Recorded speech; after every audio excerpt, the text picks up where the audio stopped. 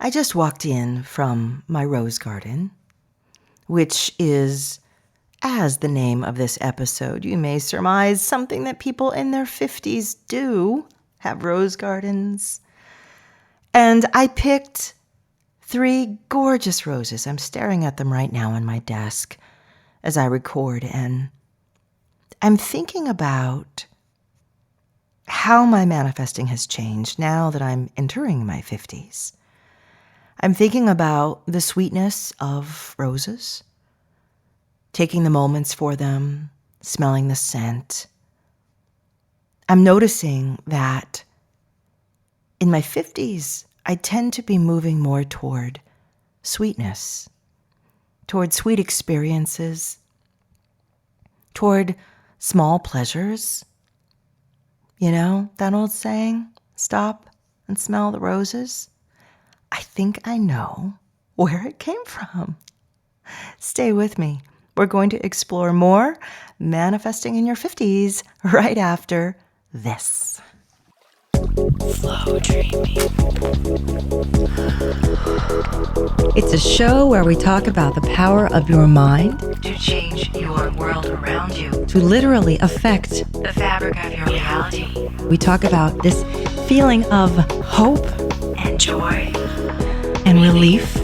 And that is what being aware of your flow does. It gives you a feeling of power again in your lives. Breathe. I'm Summer McStravick, and welcome to another episode of Flowdreaming.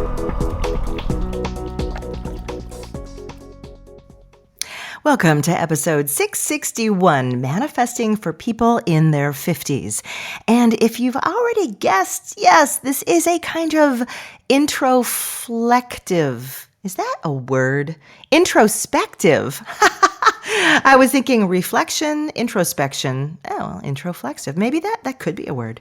But it's going to be that kind of show because as I conclude this special little series of the way my manifesting, my life planning, my vision shaping, my future self-planning has progressed over the decades, I'm arriving at the decade that I can't completely tell you with any kind of authority. It is exactly like this, and this is what you'll experience, and this is the general character. No, instead, I am learning it along with those of you in your 50s. And I'm going to share with you today what I'm noticing, what I'm seeing, how I'm shifting, how I'm changing direction in the kinds of things I'm asking for, desiring, where my mind is preoccupied, where my heart is preoccupied. And the goal of this is to help all of us, myself included, get the most out of our 50s. Just drink it up. Enjoy the experience of this decade and beyond, because we're so aware of how we have shifted. We're so aware of how we become different, how we grow, how we expand, how our priorities have really changed and shifted. So with that, I'm going to jump in with some observations. As I just mentioned, I just barely, you guys, barely entered my 50s, but nonetheless, I'm here.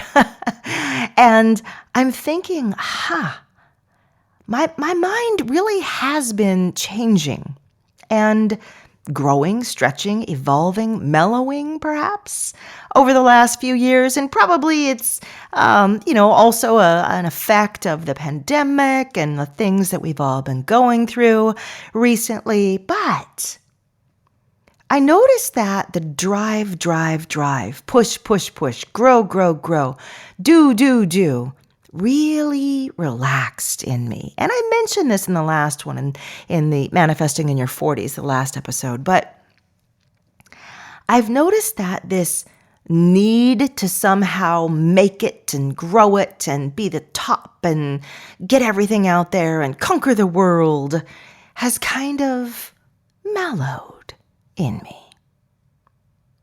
And I started flow dreaming. I started teaching with the intention just to share it with the people who wanted to hear it, because frankly, I was amazed anybody wanted to hear it at all. I thought, well, it's just my private thing. but it works really well. And everyone said, give me some of that. I want that too. And then eventually I started to feel like, well, gosh, the whole dang world should know about this. It's my job. It's my duty. Go out there, be seen. Don't hide.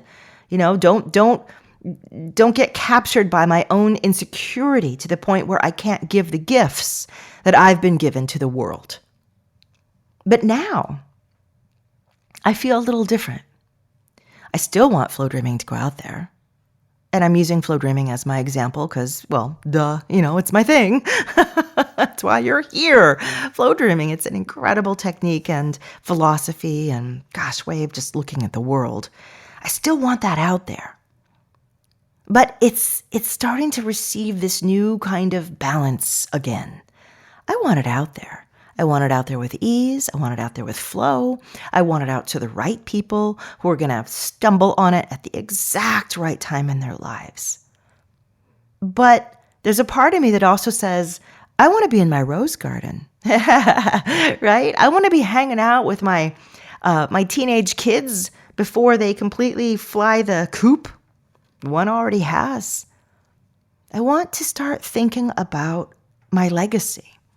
I want to think about all the things I've made and done. It struck me one day that, this is going to be morbid for a second, right? But it struck me that someday after I'm gone, my kids are going to open up my computer and see 800 hours of Flowdreaming podcasts. And they're going to say, wow, there's 800 hours of mom. Wow. And I thought, God, that's a kind of cool legacy. Same is true with writing books, but it goes beyond that. There's this body of material that I've made over the decades.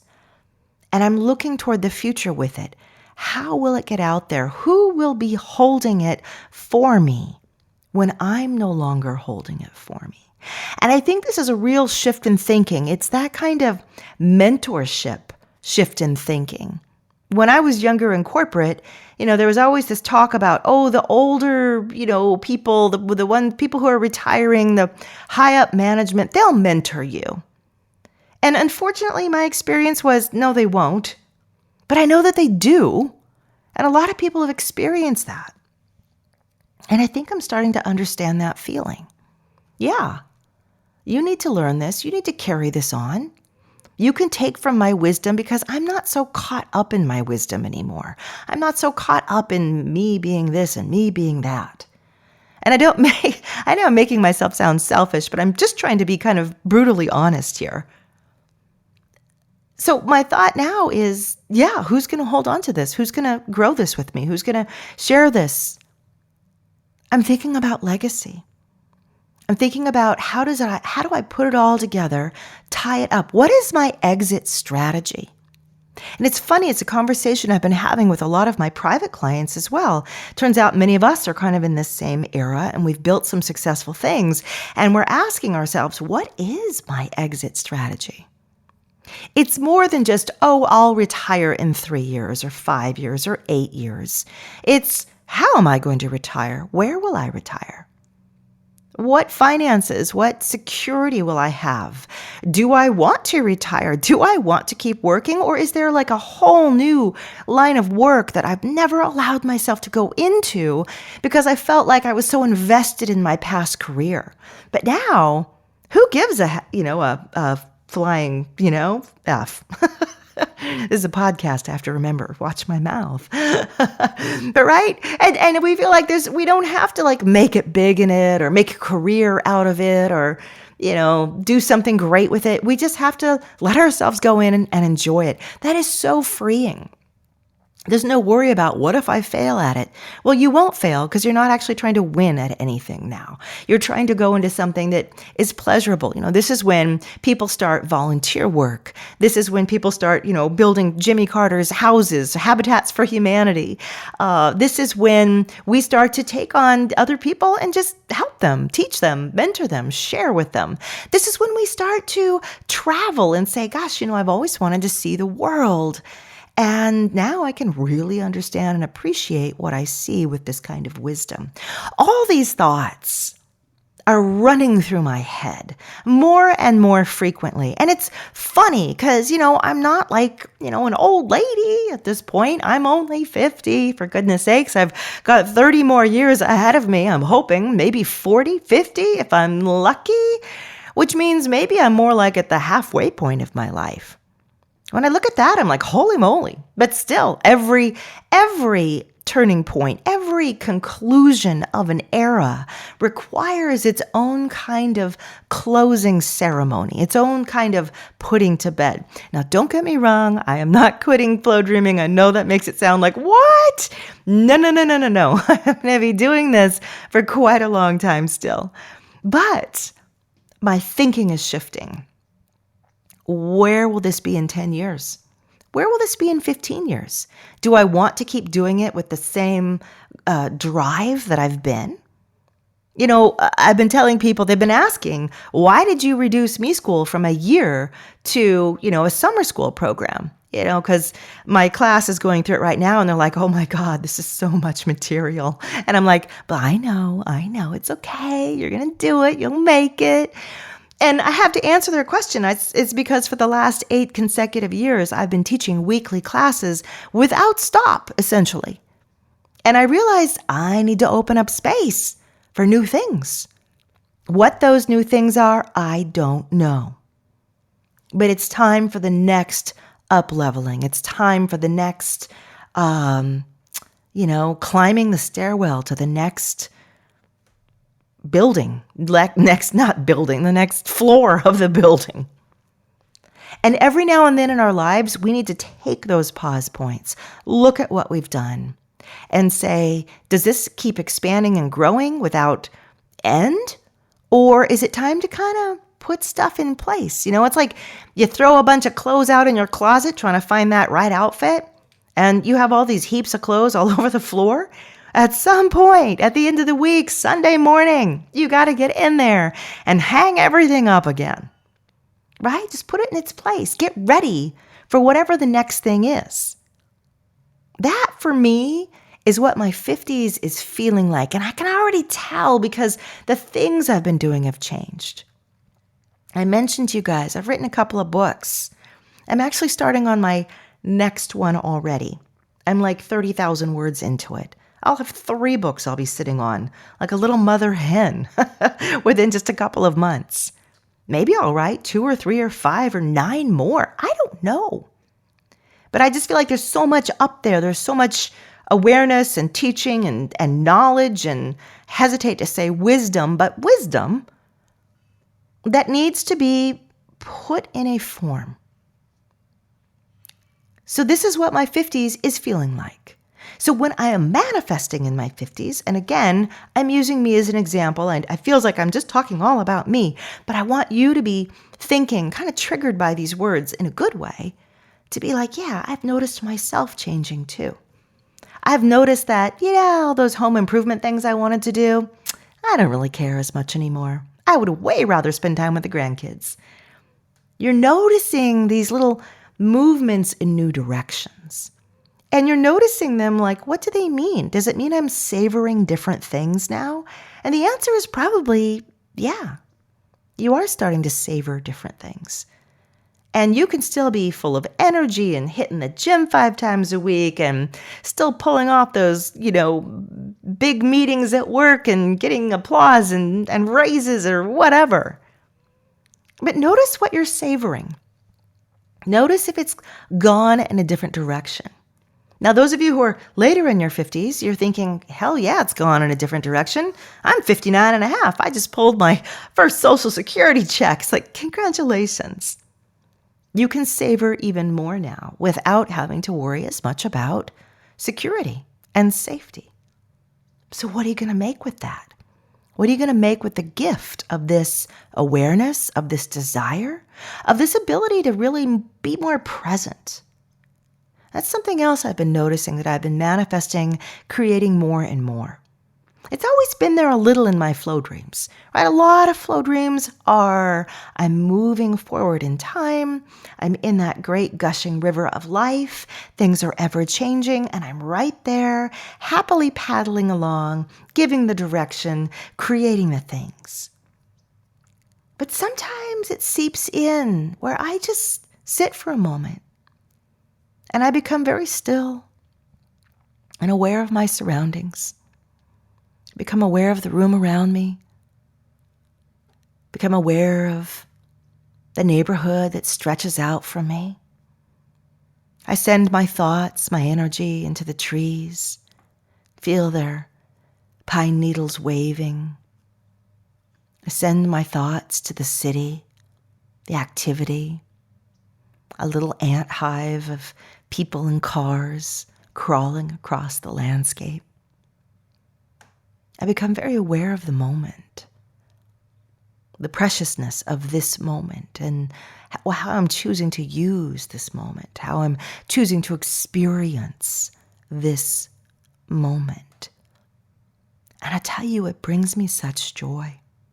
It unleashes this torrent of gratitude, pleasure to be here, to be smelling the air and sensing the life and hearing the neighborhood sounds in the distance. Just such pleasure. And then from there, I think, now that I know how much I love this, I wonder what will happen in the next hour, day, week, month, year, decade. I think I'm going to go into my flow and I'm going to share with it these feelings: pleasure, joy, awareness of the moment, happiness. Everything has come together. Everything is easy and good and sweet right now in this very moment, and it will continue to be so. This is what I see. This is what I envision. This is the blueprint that I am painting for my future self. So you'll notice there's less urgency, but there is a different something infusing it. Gratitude, belonging, a sort of swelling into the town, the present, the things that I have, the swelling of gratitude.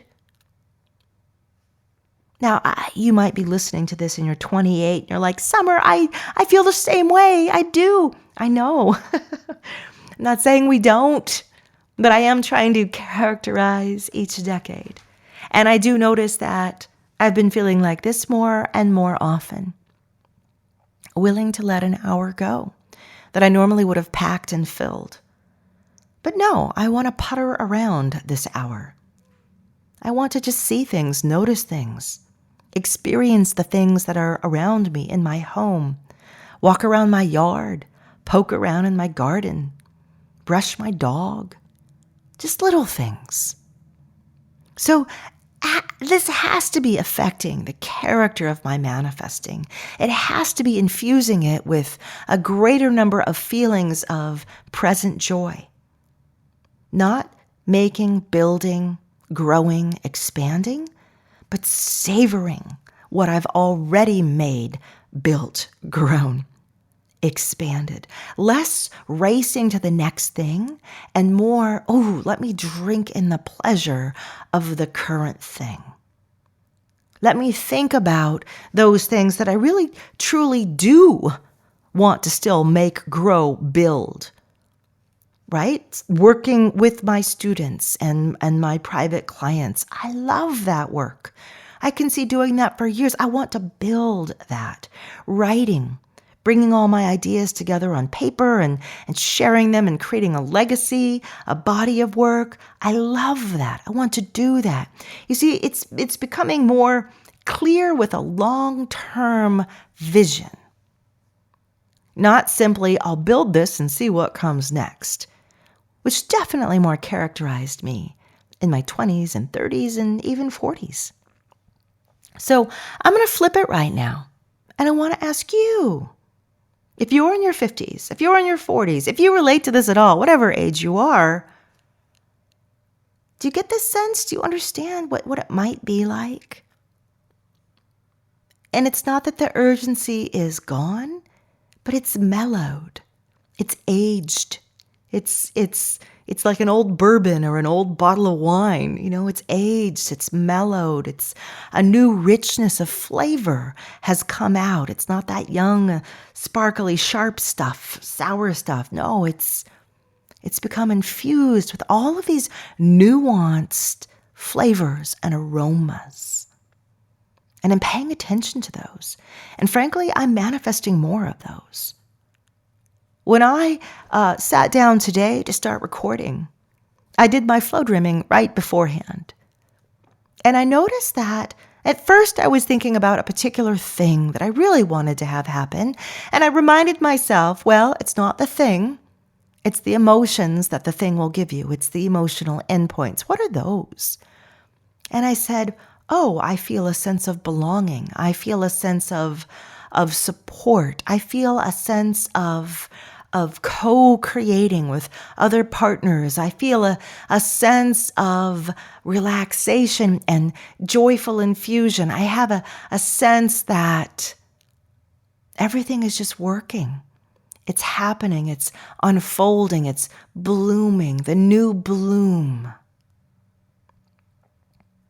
And I realized, it's a very gentle, it's a mellow, it's a very much giving up to God feeling. Literally, what do you think is the best right thing? What is the most benevolent outcome? That's a phrase my mom always uses. What's the most benevolent? I ask for the most benevolent outcome. And I said, I ask for the most benevolent outcome because that embodies so much for me. And that's what I ended my flow dream with, just this feeling that the most benevolent, the right path, the right thing for my future happiness, my present happiness, it is here, and my heart and my chest, my energy is wide open to it. Nothing in resistance to it. That is a very nuanced act of trust, a nuanced feeling of co-creating. And it's the best that I can describe so far. So check in with me in another 5 years. What will that be? Episode like 992 or something? But I'll tell you how the whole manifesting in my 50s things went. And if it continued in the direction that I'm feeling it. And I gotta say, I'm loving it. I'm loving giving myself so much more permission now to relax into things, to play more with things, to keep building and sort of coming to this sort of embodiment of everything, pulling together this legacy. You know, I find that really exciting. But I'm also feeling more free. Notice if you're feeling more free. If you're not, it's probably tied to a few things that you're still really working on, right? Like, I hate to say it, but for a lot of us, how's that old retirement fund going? You may have a lot of angst in your 50s around that. But notice even that angst. Where is that coming from? It's because now you're looking at your legacy, what you've made or created. And you're saying there's a few things that I need to shore up, right? I need to shore this up. I need to really give it some attention, give it some love, give it some growth. It's still coming from that same place of, because at some point, I want that freedom space. I want that relaxed space. I want that everything benevolent has arrived space. I want that I don't have to grind or work or build. I want to enjoy and open up and just walk around on the green grass in the beautiful meadow. It's coming from that same place, even if there's still some big things on the list. Maybe you are single and you're like, I need my soulmate. There is that person I definitely want to retire with. All right. It's coming from the same place, right? That becomes your beautiful manifesting focus. But the same place is because I intend to open up and spend my days, because I want to create this kind of beautiful next few decades with this person where our lives are going to be changing and different, where we're going to spend probably more time with family and grandkids, where I can wake up a little later in the morning if I want to. Or, let's face it, as we get older, wake up a lot earlier in the morning than we used to. I'm really looking forward to manifesting in my 50s. I feel like it's a point where all the things you've made until now get to be made solid, get to be inscribed in ink in an ancient and powerful book of your life. It's where it comes together and it's seen. It's measured. You're doing the measuring. No one else is. You're doing it. And you're saying, I like this part. I like that part. Oh, that part I want to shore up, but I like how this is coming together. So that's what I really look forward to. I'm curious to see who I become in this process. Because every era of our lives opens up new understandings of ourselves. And I can tell there are parts of me that I have yet to encounter that I'll meet. I'm going to meet her a year, 2 years, 5 years down the road. And I'm going to say, wow, I never would have expected that of me. But here I am. I want to see that. I'm looking forward to those moments. So take a moment here and reflect. How are you feeling? Have you noticed any of these winds of differentiation coming in your co-creating and your manifesting and your future planning? It is different, isn't it? Figure out how. When you have awareness like that, it makes what you're doing so much easier, so much more transparent, so much less confusing. You're like, yeah, I feel like that too. Yeah, that really puts it in perspective. Yeah, now I know exactly what I'm doing instead of just doing the thing. That's what we're going for. Now we're going to wrap up today. But before we go, I'd love to ask you guys a little favor. If you are enjoying this podcast, can you please leave a little rating on iTunes or Google Play or Amazon, Spotify? It's everywhere. Just leave a fresh, new rating, a couple comments. I'd really, really appreciate it.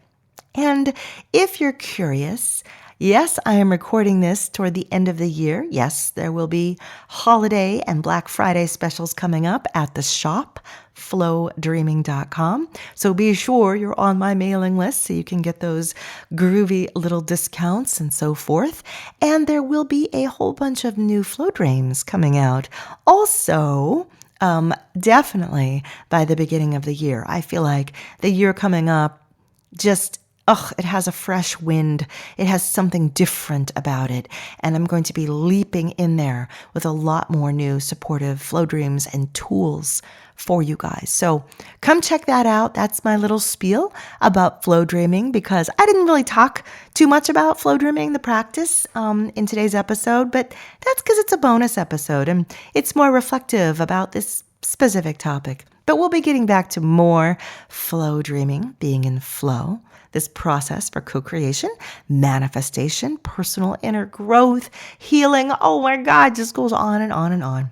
So until then, my love to you guys. You can always drop me a line, summer@flowdreaming.com. Tell me what you think. Give me some new show or episode ideas. I love to hear from you. Until next time, my love to you all. Hi friends, if you enjoyed this episode, then I'd like you to consider what having private mentoring with me would be like. You see, I accept a small number of people each year for private coaching. The question is, what do you want to make? Who do you want to become? We can program and shape any area of yourself or your life. Imagine right now what you would be doing if you had no fear. Imagine how your life would look if there were no patterns and blocks repeatedly tripping you up. Imagine if you were fully healed in your heart, body, and mind. Imagine if you also had a map to your success and you could follow it with ease and flow. Well, I look into you and into your life, and I feel where you're going and know where the road is open and where it's blocked. I help you make the very best decisions based on what's coming up for you. I'll also show you exactly what I do day to day to succeed in my personal and business life, and we can create a copycat plan for you. So if you're game, you can fill out an application on my website for private coaching. Just go to flowdreaming.com/coaching, and then let's talk. I mean, the time to go for it is now. So let's just get this started. Just reach out to me at my website, flowdreaming.com, and I'll get right back with you.